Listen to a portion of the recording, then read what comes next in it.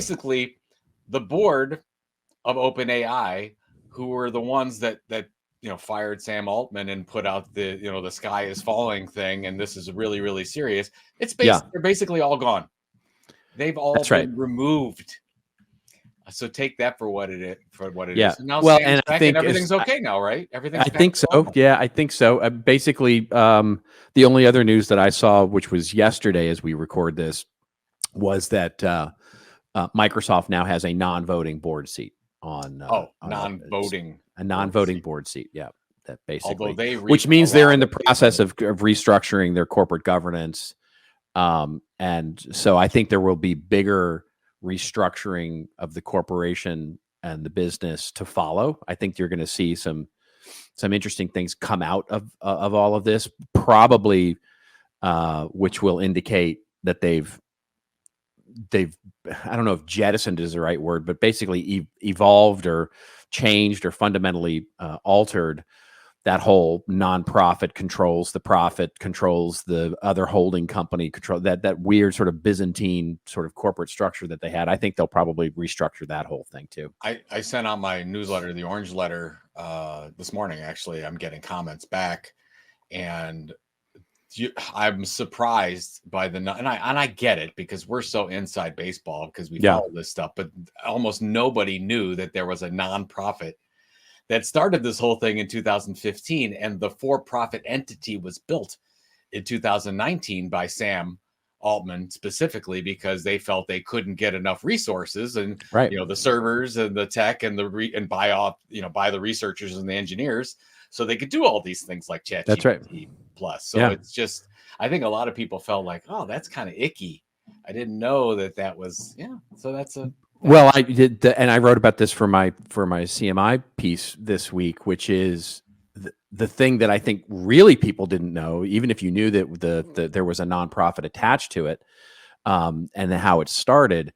What a lot of people didn't know is that the board that was assembled for the nonprofit controlled the for-profit. In other words, it was when they were, and they had no incentive for-profit ventures. In other words, there was no incentive for them to have a profitable company, even though they controlled the decisions that were made by the for-profit company. And so those two trains come at each other head to head was that this was inevitable. This was going to happen at some point because there was just no way that, you've got a CEO and employees who are being rewarded on the for-profit revenue, value of the company.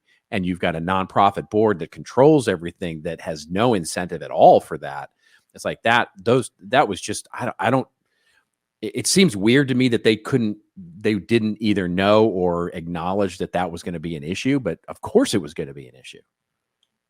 Well, you don't know until you know, but right. That's exactly right. That's a Yogi Berra saying, I think.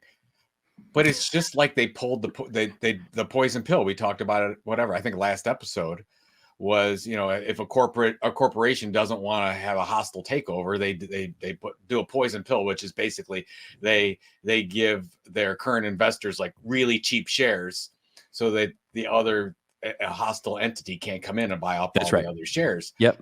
It seems like that's what the board did. They're like, what can we do? The world is coming to an end. Sam is doing something that is against our mission. What do? We got to fire him. That's right. And I'm sure there was a better way to do it, but it was almost like there was a certain amount of fear.